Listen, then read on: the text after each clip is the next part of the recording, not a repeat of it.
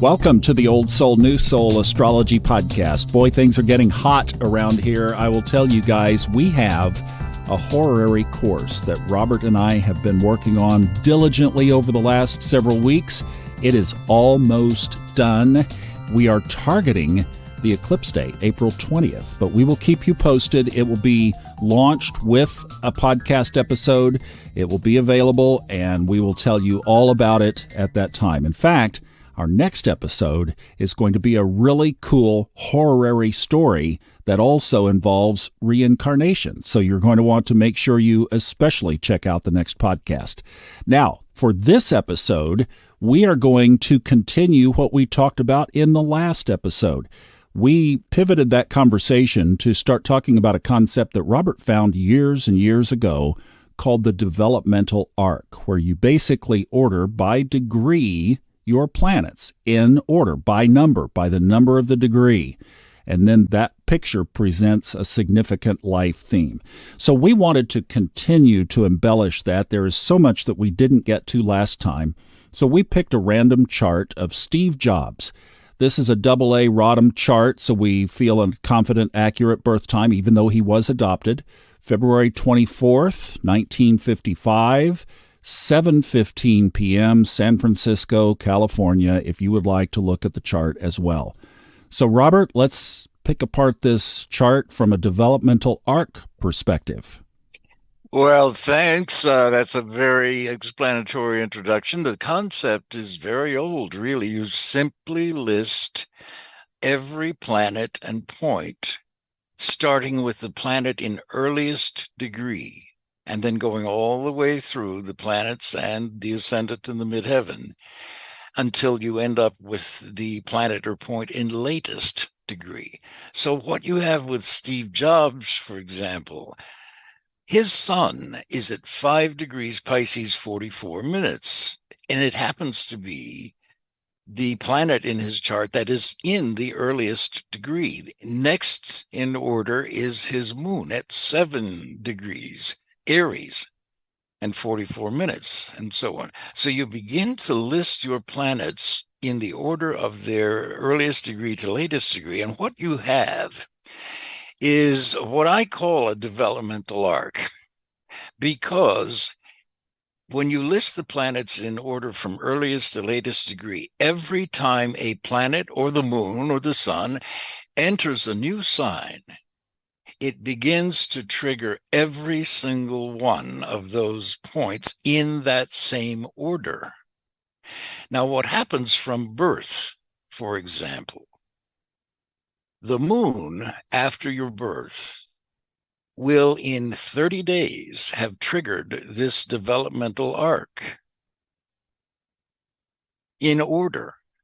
The moon enters a new sign, it makes a conjunction, a semi-sextile, a sextile, a square, etc., to every other planet. And the moon does that in 30 days, 29 and a half days.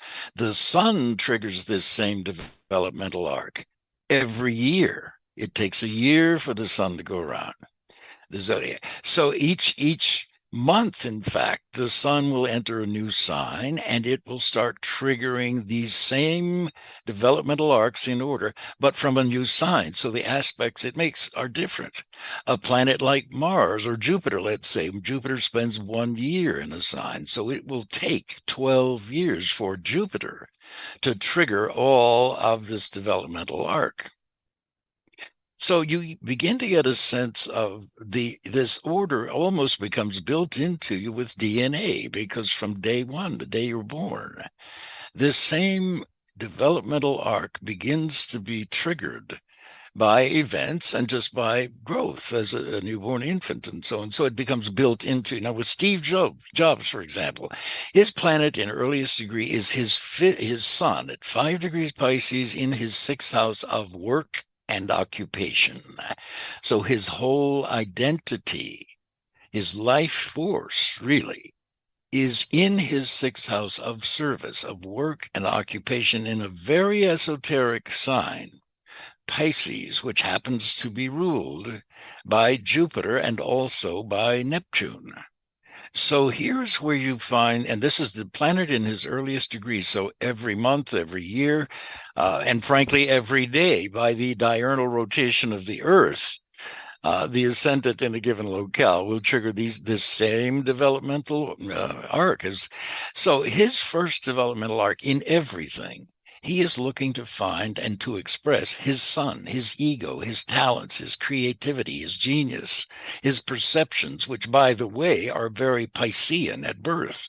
They're otherworldly in a sense. He's getting into areas of mass communications and understanding that at a level that nobody before him did. So he is, in fact, Einstein was another Pisces, incidentally. So people, I think, tend to think Pisces are kind of woo-woo, but in fact, they can be geniuses just like this man. So that's the first thing that he looks for. Now, we know that he's adopted. So here we go. The life force, the sun, is in Pisces, a sign of mystery or confusion, and so on. So his identity then is already it's not bipolar, but it is bifurcated in the sense that the parents who loved him and brought him up are not the parents who conceived him. And that just adds a different layer than, say, you or I, who know who our parents were, and so on. So it gives him already a sense of being in two worlds, which is very Piscean. The next planet in orbit after his moon after his sun is his moon, which is at 7 degrees. So his immediate response he weighs a situation. Where do I fit in here? Can I expand on this situation? Can I take this idea and run with it? Or can I heal this thing that's broken with this system? Because he's very much a gifted genius. The second thing is he finds with the moon in Aries, he is constantly looking for something new, something original, something that hasn't been done before. And the moon is in his 7th house, which is his public presentation of himself to other people. So the moon in Aries, read the books, the old Google them, can be one of the signs of genius, moon in Aries. So the next planet, after he's found his sun and his moon. That's the two most personal planets in every event that comes along. It's whether a person comes into his life who is new, a business situation comes into his life that's new. This is the order in which he responds totally unconsciously. After the moon comes Mercury. And Mercury is in Aquarius, another sign of, quote, mental Mercury, genius, Aquarius, an original thinker. Uranus happens to rule the internet. And here is Mercury, which, of course, is associated with work and service and Virgo and jobs. And it's in his 5th house of creativity. So this is kind of reflecting what his sun did. Mercury in Aquarius reflects this original thinking that's connected with mass communications and electronics, like the internet. So his next planet in orbit turns out to be the part of fortune. Now, the part of fortune in a person's chart is a synthesis of the 3 most personal points in the horoscope: the sun, the moon, and the ascendant.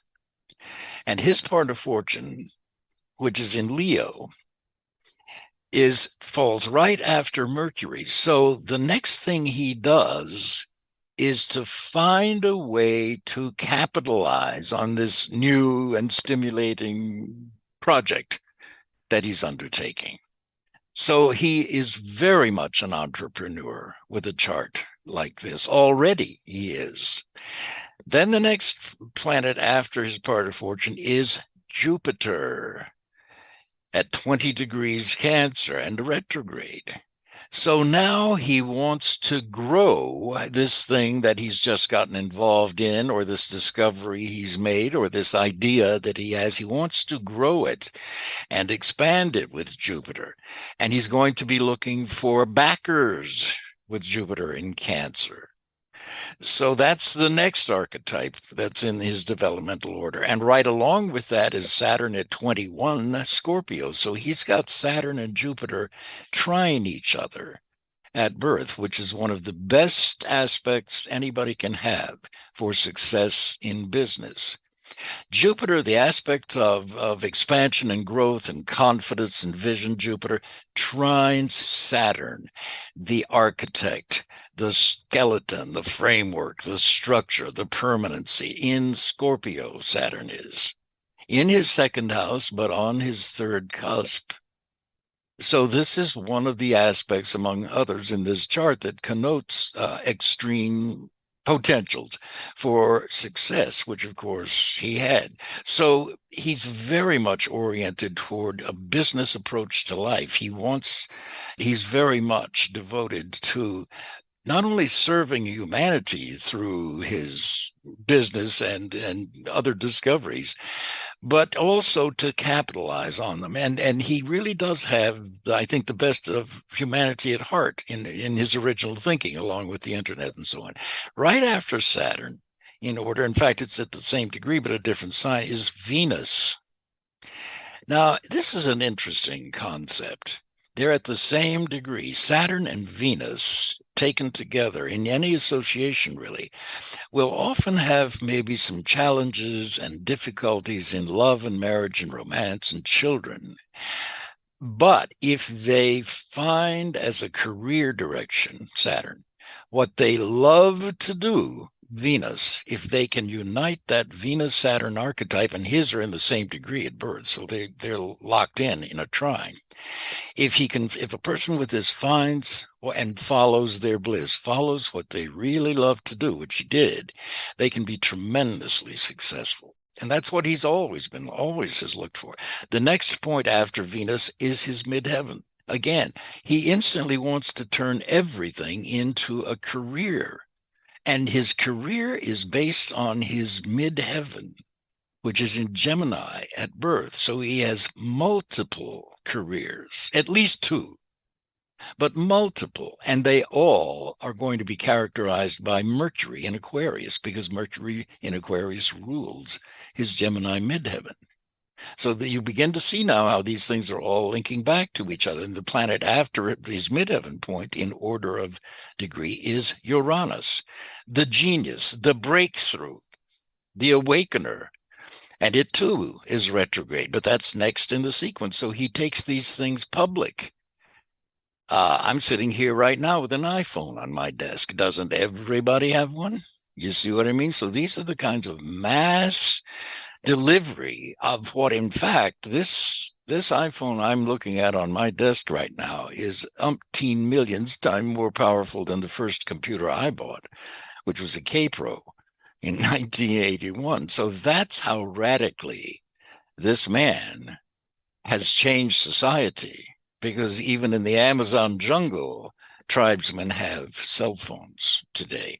Then the planet after the Uranus is Pluto, next in order, and followed by Neptune, and then followed by Mars. So it's a very interesting zodiacal sequence, what this horoscope shows. But if you think of it in that way, you list your planets in order of earliest degree to latest degree, and then begin to look at the transits to them. And you begin to see, oh, here's Mars triggering these things one by one in this order. What does it mean in my horoscope when it's triggering this planet in that house and so on? And where is that planet in this developmental arc of mine? And as you do that, you'll begin to get some insights into your own behavior, your own choices, and your own responses to life, to new people, to new ideas, to new projects. It's a wonderful way to gain some really deep insights into yourself. Yeah, this is such a fascinating study. And the thing that intrigues me is the constant re-triggering of these points. That's fascinating, isn't it? Because you begin to realize, Thomas, this is literally true. We're born with this snapshot of time and space, so the planets are in the order that they're in the snapshot. Well, the planets move by transits, or they move by solar arcs and progression, but either way, especially by transits. For example, they literally show the positions of the planets today, and you start realizing, wow, this is interesting, because Mars takes 2 years to go all the way around the zodiac. So Mars, which is action, Mars triggers my developmental arc in this order. And in Steve Jobs' case, it would be first Mars triggers my sun, then my moon, then my Mercury, then my part of fortune, then my Jupiter. And as you begin to look at these things and think about them, you will get insights into your behavior and your life that I swear to you, you will never get in any other. And it's a small technique. It's a simple thing to do. Just put them in zodiacal order of the earliest degrees and then begin to interpret that order. These are the planets I think of often as archetypes of energies of various kinds. Mars is very much about taking action somewhere. Jupiter is very much about growing and expanding and learning more and so on, traveling and so on. So each of the planets represents a sort of archetypal energy, if you will. And the outer planets, especially Uranus, Neptune, Pluto, are collective planets. And by transits, they can show you the influence of the collective on you at a given time in your life. And again, with reference to this developmental arc, that too can be fascinating to see. Steve Jobs is dead now, but he would have, if he were still alive, he would have transiting Uranus in Taurus, applying to it. In fact, it has just opposed his birth Saturn. Well, in his developmental order, that comes about in the middle of his developmental arc. So you can begin to do that too. Use this list that you make of the order these planets are in, and then look at the transits. And immediately you can see, oh, Pluto's doing this. Oh, look at this. Pluto's stationing at 0 Aquarius. Look what I have there. So it gives you a very graphic way to get some really deep information about yourself pretty quickly. Okay, let's give people a little grid here of how they could do this for themselves. So obviously the first thing is to do what you and I did and what you said at first as we started this episode is you list them out in order by degree from lowest to highest. All right, that's first. Then you mentioned that the moon crosses all of those within the first 30 days. That kind of sets the pattern or ingrains it. What would you say for people wanting to explore their developmental arc would be the second thing they would do now that they have that list?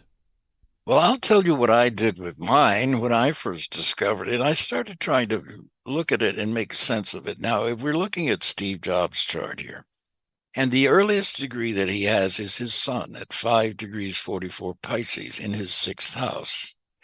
This house has a lot of meaning. It is work and it is health.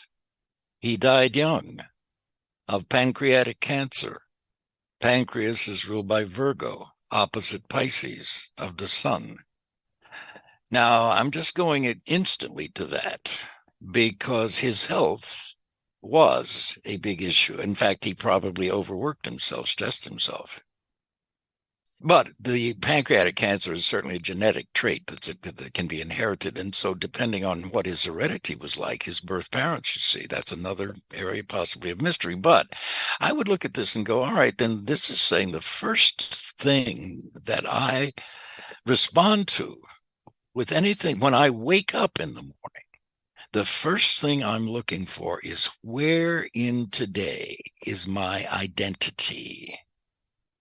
Because the sun in Pisces wants to pour itself into some kind of a shape. So if it's smart, which he certainly was, it's ruled by Jupiter, the old Chaldean ruler. And Jupiter's in Cancer and trine his Saturn, and pretty much the same degree. So automatically, when he wakes up in the morning, he's looking for something to involve him mentally and emotionally, and he's always had something going, invention-wise and developing and so on. But second of all, he wants to figure out a way to capitalize on it and make it happen with that sun. And then ultimately, too, he's probably always was aware of his own health, not as a fragile thing, but something to be taken care of. And I think that he did for most of his life. So the second order of developmental arc is his moon. And the moon is in Aries in the 7th house. So he's going to talk to somebody else about these ideas that he wakes up with every day. Call a meeting. I want to share this. And he'll get them together and he'll come out with something, the moon in Aries, that is so cutting edge and so original that is bound to stir up, we can't. But he never says we can't. I don't think the man ever knew what it really felt. I mean, it failed. Sure, they happen. Things fail. Things don't work out. Never batted an eye, this guy. His moon is in Aries. He's already on to the next project, which was back in the back burner anyway, because he's got so many things going at once with that midheaven in Gemini. And so as far as defeat goes, he doesn't know it. And even if you want to look at a person's weak spots, you could look at his Saturn in the second house and think, well, gee, does he have self-worth issues? No, he's got Jupiter trine Uranus, and I mean, he's got Saturn trine Jupiter and Uranus. So no, he doesn't have any self-worth issues at all. But you're taking this order and thinking through your own life as you go to see how you respond and how you live. In fact, the planet of last degree in Steve Jobs' chart, there are two, and they're right together. Neptune is at 28 Libra, 03, and retrograde, which happens to be a very spiritual and cosmic and highly collective planet. Neptune, and that's next to last, is at 28 degrees, and Mars is at 29 degrees. It's interesting that the planet of action is last in order in Steve Jobs' chart, because the first thing anybody, including me, would think is this guy is action in the sense of Mars and initiating things, that kind of action every day of his life. What do you mean it's the planet of last degree? Well, what that implies is that when he has thought everything through and worked it out on paper and in meetings and discussions and refined it and perfected it, boom, then he takes action. So he's a guy, despite the originality and the brilliance and the impatience even of him, he can be very determined and persistent to see a goal through, not only to completion, but beyond completion and to it. And I'll tell you, an interesting story about this Neptune aspect being the next to the last aspect in the developmental arc. Steve Jobs' sister wrote an article for Esquire magazine. It was not a long article. She was in the hospital with him while he was dying, and she was holding his hand. And she writes this in Esquire, that he gripped her hand. He closed his eyes and gripped her hand and said, "Oh, wow." And then she writes on about feeling his grip begin to weaken. And it got a little weaker and a little weaker. And he said it a second time. He said, "Oh, wow." And then she said his grip finally faded away to nothing. And he whispered it a third time, "Oh, wow." So who knows what he was seeing? But for those of us who have ever had out-of-body experiences or things like that, it's quite amazing and beautiful and wonderful. So I can only imagine when I read that years ago, I thought, makes perfect sense, because in fact he did have that spiritual component. So I don't know if that's interesting enough, Thomas, but that's a way to work with these things. I think that's a beautiful way and a beautiful story there at the end as well. And to show you just how significant all of these placements in his chart was. Now, this is not related to the developmental arc, but just to show you that these degrees matter, as Robert has taught us well, that in 1985 he was fired from Apple when he got into it with John Scully. That was his Mercury position times 2, so when Mercury's degree was doubled, Steve Jobs was fired. He returned in 1997, and that was double the Saturn and Venus placement. And then he died on October 5th, 2011, and that was double the Neptune degrees. So it really is truly amazing. We are going to be launching this horary class, as we mentioned. It is going to allow you the structure and the infrastructure to do what you just heard. That was unrehearsed, folks. I pulled Steve Jobs' name out of a hat about 5 minutes before we hit record. You'll be able to replicate this same kind of proficiency as you learn Robert's style through this horary course. It is going to be amazing, and that will be released hopefully later next week. We'll let you know. Thank you so much for listening. Check the show notes for all the details of everything around our show, and we'll see you next time on the Old Soul, New Soul Astrology Podcast with Robert Glasscock.